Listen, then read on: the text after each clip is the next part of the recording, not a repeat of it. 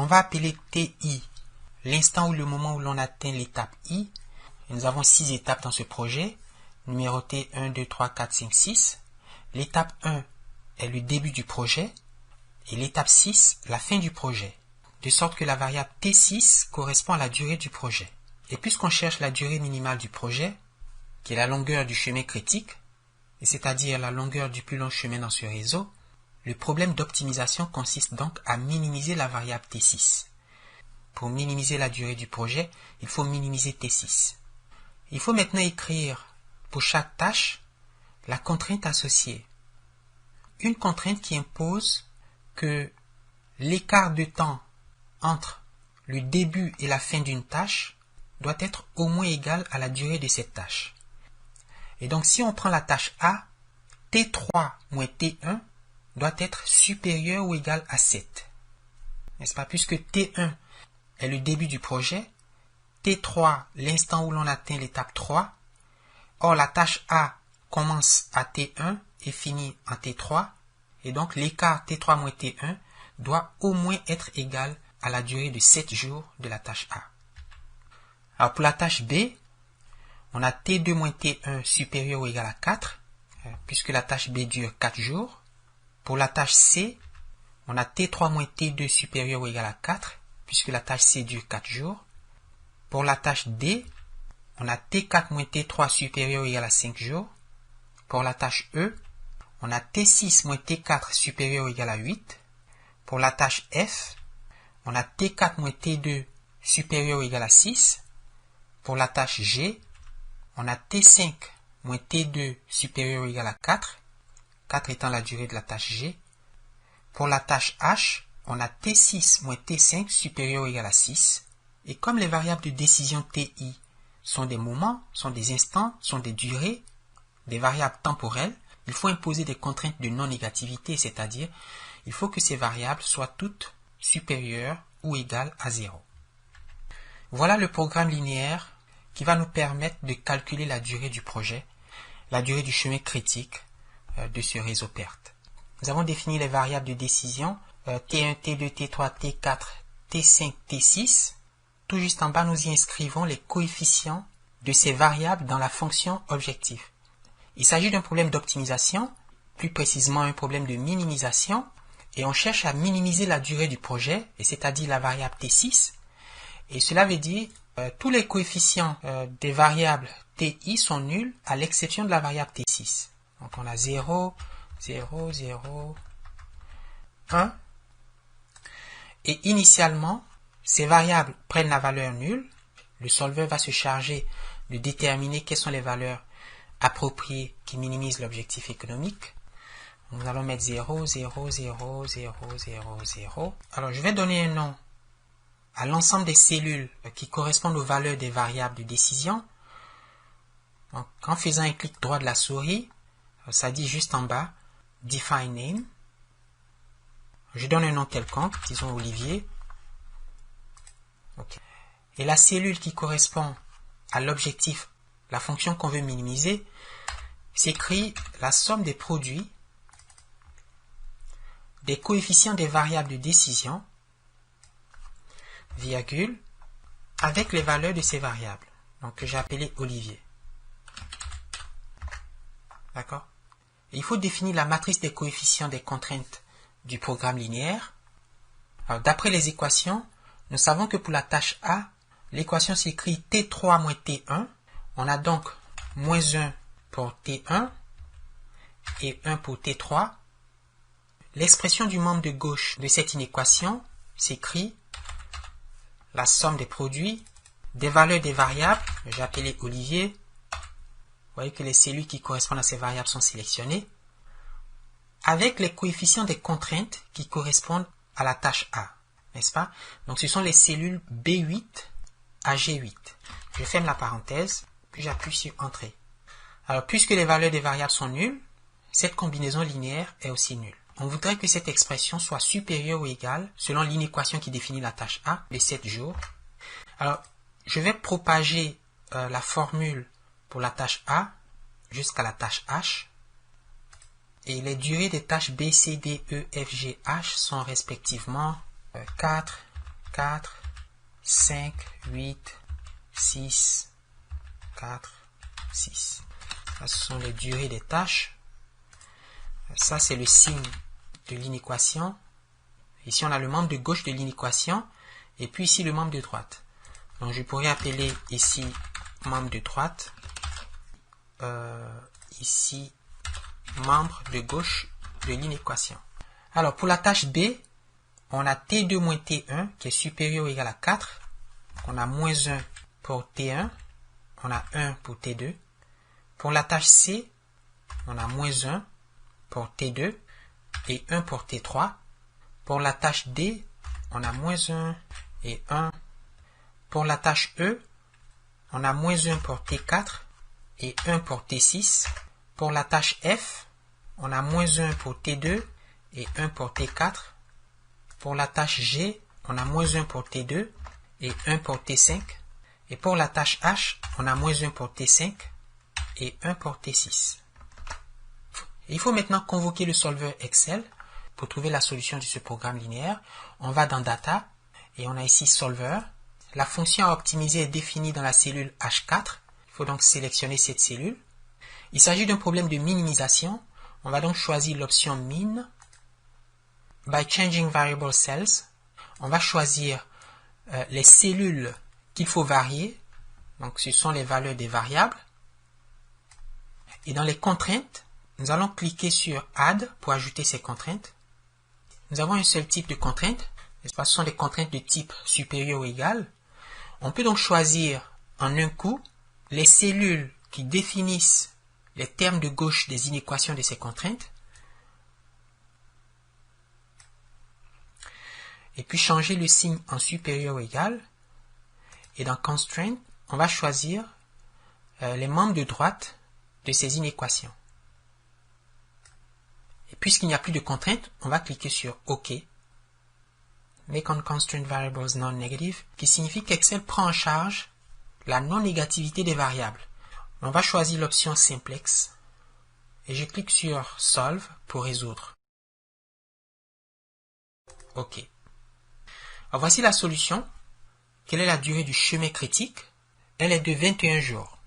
Ce projet ne sera pas livré avant le 21e jour du calendrier. Vous voyez les moments T2, T3, T4 et T5 qui correspondent aux dates des sommets de ce projet. Comme on l'a vu, n'est-ce pas, on avait déjà calculé ces dates.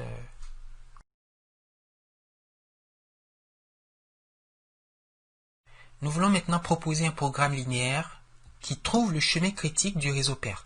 Alors les variables de décision sont des variables binaires. On va noter xij, la variable qui prend la valeur 1, si l'arc ij se trouve sur le chemin critique, et 0 si l'arc ij n'est pas sur le chemin critique. Et on veut donc le plus long chemin dans ce graphe orienté. On va donc maximiser la fonction définie comme suit. C'est la somme des cij xij, où les cij sont les durées des tâches, et les xij, les variables correspondantes à ces tâches. Et par exemple, la tâche B correspond à l'arc 1, 2 et a pour durée 4. On a donc 4 fois x1, 2. La tâche A est représentée par l'arc 1, 3 qui a pour durée 7. Et donc plus 7x1, 3, plus 4x2, 3 pour la tâche C, plus 5x3, 4 pour la tâche D, plus 6x2, 4 pour la tâche F, plus 4x2, 5 pour la tâche G, plus 5x5, 6 pour la tâche H, plus 8x4, 6 pour la tâche E. Alors ça, c'est la fonction objectif, la longueur du chemin qui mène de 1 à 6. Il faut maintenant écrire les contraintes technologiques. On veut qu'un seul arc parte du premier sommet. Il faut donc imposer la contrainte que la somme des variables x1, 2 et x1, 3 doit être égale à 1. Cette contrainte permet de sélectionner une seule tâche parmi celles qui sortent du sommet 1. Alors ça, c'est pour le sommet initial. Pour le sommet final, on veut aussi qu'un seul arc arrive en 6. On va donc écrire que la somme des variables binaires de toutes les tâches qui arrivent en 6 doit être égale à 1. Donc x4, 6 plus x5, 6 égale à 1. Et puis pour les sommets intermédiaires, il faut que la somme des arcs entrants soit égale à la somme des arcs sortants. Et par exemple, pour le sommet 2, on a x1, 2 qui est égal à x2, 3 plus x de 4 plus x de 5. Pour le sommet 3, on a x1 3 plus x de 3 qui est égal à x3 4. Pour le sommet 4, on a x3 4 plus x de 4 qui est égal à x4 5 plus x4 6. Et la variable x4 5 représente la tâche fictive, n'est-ce pas, la tâche qui ne mobilise aucune ressource, la tâche de durée nulle. Pour le cinquième sommet, on a x de 5 plus x4 5 égale à x5 6. Et les variables x et j sont positives ou nulles. Enfin, c'est les variables binaires, mais ces variables sont aussi positives ou nulles. Donc, on va écrire x et j supérieur ou égal à 0. Voici donc le programme linéaire qui va nous permettre d'identifier les tâches du chemin critique. Il s'agit d'un problème de maximisation. Les variables sont binaires qui correspondent aux tâches de notre projet. Alors, les coefficients c et j sont les durées des tâches. L'arc 1,2 dure 4 jours. L'arc 1,3, 7 jours. 2,3, 4 jours. 2,4, 6 jours. 2,5, 4 jours. 3,4, 5 jours. 4,5 est une tâche fictive, donc 0 jours. 4,6, 8 jours.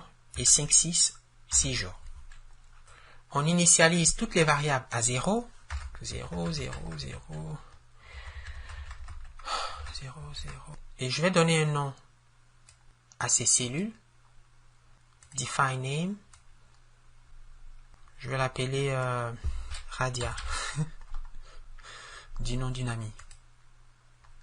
Et par conséquent, l'objectif, qui est la combinaison linéaire des coefficients c et j et des variables x et j, et donc la double somme des c et j, x et j, mais dans Excel, la somme des produits,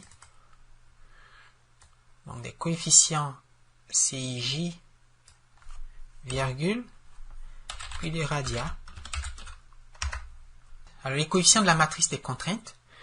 Pour le premier sommet, le début, l'équation s'écrit x12 plus x13 égale à 1.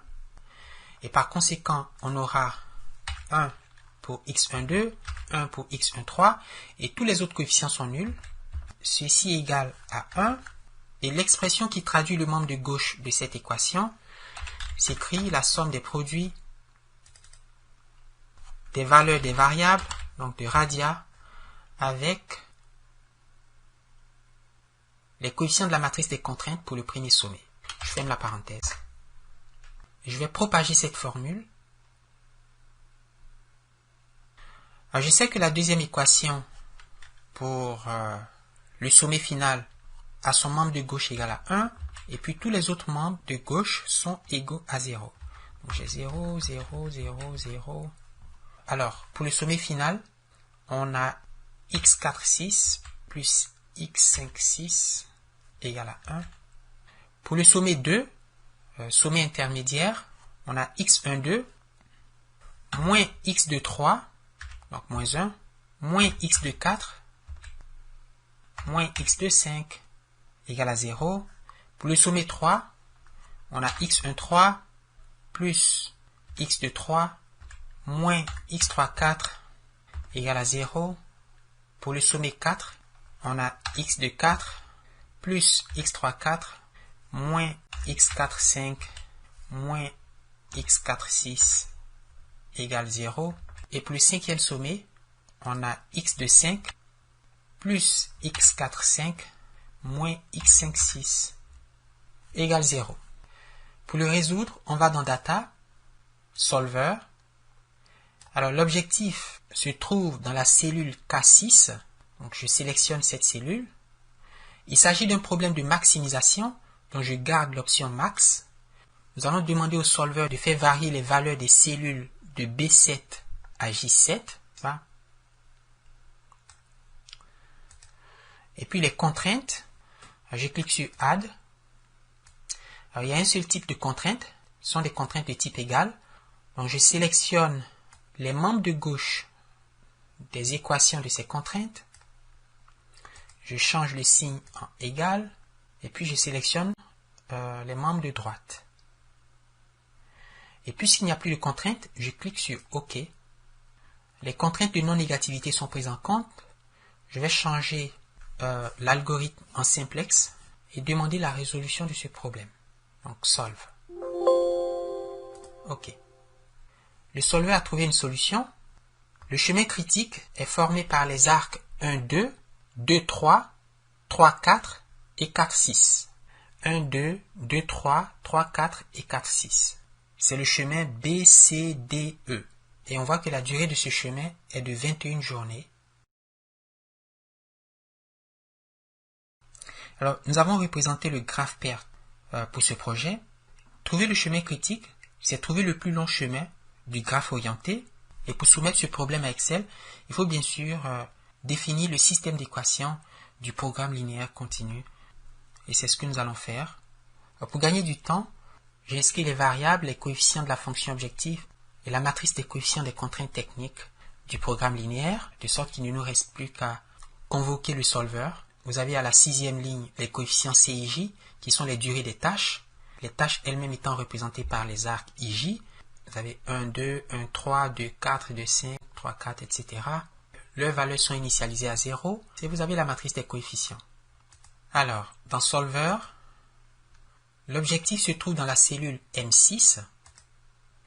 Il s'agit d'un problème de maximisation. Nous allons faire varier les cellules B7 à L7.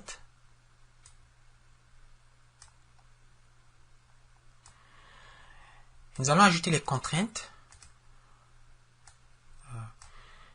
Donc choisir les membres de gauche égal,